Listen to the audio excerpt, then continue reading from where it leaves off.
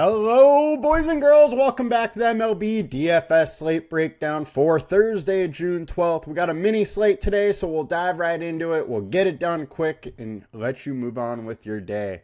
I'm your host, Tyler Wiemann. Come join us at LineStar. We do have a 7-day free trial through the app stores, through iOS or Android app stores. Now come join us. Check us out, see what we're all about, and let's dive into today's slate. So we are going to start off by the perfect lineups. Then we will get into the winning lineups, followed by today's slate, the pitchers to consider, and stacks. On FanDuel, perfect lineup, we got David Peterson. He went absolutely nuts yesterday with putting up 55 at 9,600. Guy went 9 innings, had 6 Ks. Of shutout ball. So congrats to him with a nice little shutout action there. Then we had a 2-man Baltimore stack and all one-offs after that. With the winning lineup on DraftKings, going to need lunch money dough, who had Zach Eflin, who also had a very good game. 6 innings, 5 Ks, and a 1 earned run, 1 win. But what really got him through was this Baltimore stack. They put up 10 runs and were low owned, went nuts, definitely helped him. And then he had the one-off of Nemo, who, was pretty much a must-have. Judge went nuts. Goodman went nuts. Walker went nuts. He just pretty much had he just had like a quadruple double, essentially, with the one-offs that just got it done. All these guys weren't that high owned. All went absolutely nuts. So congrats to Need Lunch Money. Now let's get into the DraftKings slate. We had Peterson, Clark Schmidt, both went nuts. 2-man Minnesota, 2-man Boston, and a couple one-offs. And the winning lineup went to Hishbu with 234.35. He won by 23. Had Ryan Gusto, had Peterson. Gusto at 7K had quite a day. He was 7K and had 7 Ks. He went 6 innings, put up 22. Peterson we talked about. And then lineup-wise, 3-man Minnesota stack with some one-offs. Mets one-off with Nemo. Willie Adames one-off. Cam Marino one-off. Walker, Goodman, congrats to Hishbu, you got it done. Now let's dive in today's slate and see what we got going here. So we do have 5 games on FanDuel, 4 games on DraftKings. Highest owned pitcher on DraftKings, we got Jameson Taillon, 8,200, 43% owned versus the Pirates. Pirates have actually been hitting righties decently. Taillon is averaging 40% more fantasy points at home, though. So he's at home. The wind is blowing in. Weather's okay, mid-60s or so temps. But it's a decent spot for Taillon with this wind blowing in. He gets a bump to his pitching overall stats. The last 20 opponent splits are actually pretty good for the Pirates, though, but he has also shut the Pirates out. I don't love that he's this high owned, but I understand why people are going there. I would probably fade his ownership a little bit personally, but all in all, he's in an okay spot. Projection-wise, we like him. He is the second highest value, so I understand why people are going there. I can't absolutely hate it. Sonny Gray, 7,200, 19-point projection. Gray has been absolutely dealing. 3.44 FIP over his last 20, but 2.55 over the last 5. K rate's in that 27% standpoint. He has a huge ceiling when he gets it going. StatCast data is fine. A little too many fly balls and barrel balls, but all in all, I'm all right with it. Guy's just been absolutely dealing. BVP data is fine. Splits are in his favor. 24.7% combined K rate means, all in all, I'm good with Sonny Gray. I do like him as a pitcher today. But I think I would prefer Framber Valdez for 600 more. We have him a huge projection difference. By far, in a way, the highest projected on this slate, as well as on the consensus. I think he ends up being the highest owned pitcher by quite a bit. I think Framber's in a great spot versus the Astros. Talking about dealing, 2.27 FIP over his last 5 with a 28% K rate. Over the last 20, 3.10, 24% K rate.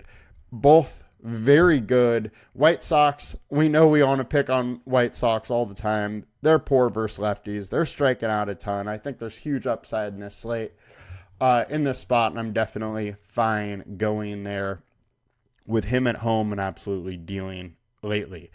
Next, we got a prospect. Jacob Misirowski. Dude has almost 12K per 9 rate in the minors. He has been absolutely crushing. 2.13 ERA, 1.09 whip, 80 strikeouts, only 31 walks, 63 innings. Guy is legit. He's making his debut against this Cardinals team, who you can get over on pitching. He's at home. There's upside here, but it's his debut, so it's really hard to project him. No clue what he's going to end up be like. Projections are probably going to come a little low on him, kind of across the board. I don't mind getting a little bit. I think there's upside here, and if he ends up going low owned, there's leverage on this slate, which is a small slate. Makes some sense for me to want to go there. Will Warren, 7,500, 17% owned versus the Royals. Big time upside. And he's also been pitching better than the outcomes show. 6.64 ERA over his total body of work with a 3.9 FIP. Over the last 5, 6.33 ERA and a 3.14 FIP. And then also the K rates, big time K rate upside, or K upside, 28% over the last 20, 34% over the last 5. I think this is a very interesting spot for him, kind of like David Festa was yesterday, which Festa didn't, really produce, but Warren has been more efficient and able to work a little deeper into games than Festa, so I do like it as a better spot than Festa yesterday, but KC has been crushing the ball lately. 300 average, 339 WOBA, only a 131 ISO, but, just strong on base and average numbers. Does make me question this a little bit, but I do love the upside at 7,500 on a small slate, going low owned. I'm going to have to take some chances with going with Warren, even though this projection's only coming in at 12. That is very low. You're giving up a lot projection wise. So you're gonna need some bats to really come through, but that's why he's going low owned. Don't mind a little bit of Will Warren. Next, we got Andrew Heaney, 7K versus the Cubs. Hate seeing the Cubs as a guy that you're gonna, or a pitcher you're going to go against, but over the last 20, Cubs versus lefties, 2.08 average, 104 ISO, 268 WOBA. Not great. BVP data is also in his favor, but it is a small sample size. All in all, I think it's kind of interesting. Very, very risky. You don't want to face the Cubs, but Heaney is one of these pitchers that can be efficient, work deep into games, and get it done. 7K, he can get you into the 20s, and nobody's going to use him. Cubs are probably high owned today, so there is some leverage. I don't mind taking a couple shots on Heaney. Not going to go overboard, but I am a little bit interested in him.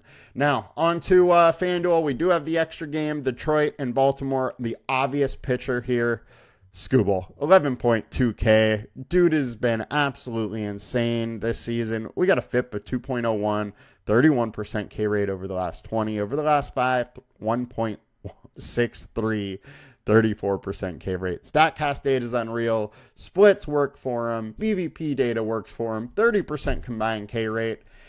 If you have the salary pay, do it. I mean, we got a 54-point projection on him. Framber Valdez is 11 lower.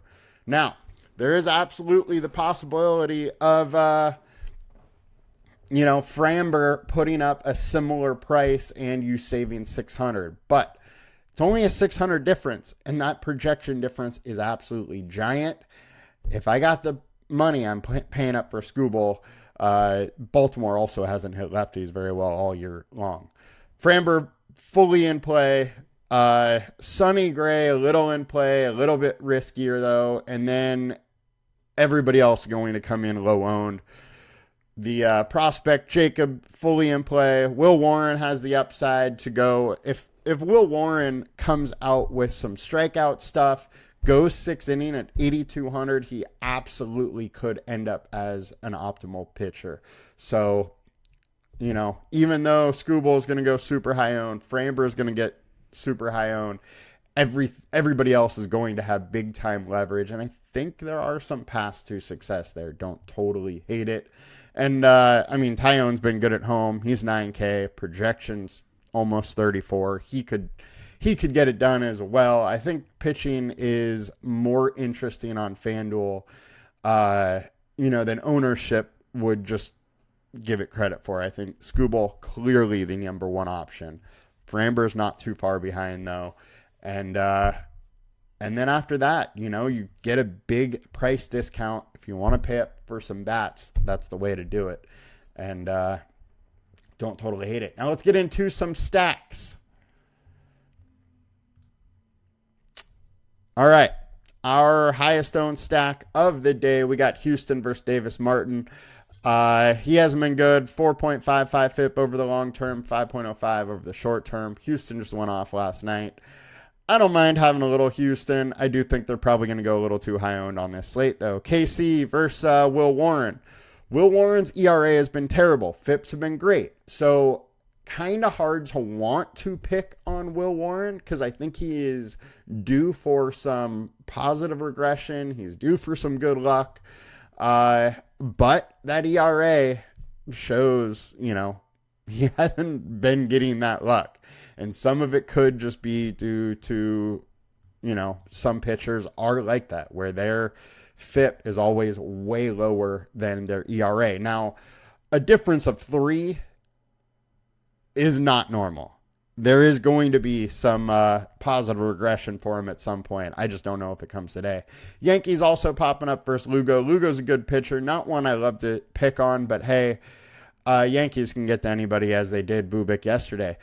Yankees are our highest projected stack. Fine going there. That offense is just too good not to consider them. Our value, we got Royals. We got White Sox. I don't love Framber versus the White Sox. Fine if you want to have a little bit. It's only a 4-game slate. You're going to have to be uncomfortable in some spots. Royals versus Will Warren. We talked about that already. On our highest ceiling, we got Cubs. We got Yankees. That's the 2 best offenses on the slate, so makes all the sense in the world. Leverage-wise, we got some Cubs popping up. Hey, if people aren't going to go to the Cubs versus Andrew Heaney, sign me up. While Heaney can be very good, he can also get absolutely blown up, and this is one of the best offenses on the slate. So I'm all for some Cubs there. Our implied run totals, 4.9 for the Yankees, 4.4 for the Astros, 4.3 for the Cubs. Those are clearly the top 3 offenses on this slate. However, don't mind some KC at 4.1. St. Louis is going versus a prospect. While he is a good prospect, he is still making his MLB debut. Never know what you're going to get out of these guys in their debut. It's something they've worked their entire life for, and so nerves can definitely get to some of these guys sometimes. Milwaukee versus Sonny Gray, Pittsburgh versus Jameson Taillon. I absolutely love the leverage you can get from Pittsburgh versus Taillon, and I think they're my favorite leverage stack for sure. Definitely interested in them. Definitely interested in KC. And then I would have to go Cubs, then Yankees as far as my favorite stacks of the 3 higher implied run total spots. Lugo is just a hard pitcher to want to go against. He can very easily, versus any offense, go 6-7 innings and only allow 1-2 runs. So don't love the Yankees stack, but the upside is absolutely there. That's going to do it for us today, guys. We'll be back tomorrow with a big slate. Good luck tonight. Talk to y'all later. Peace.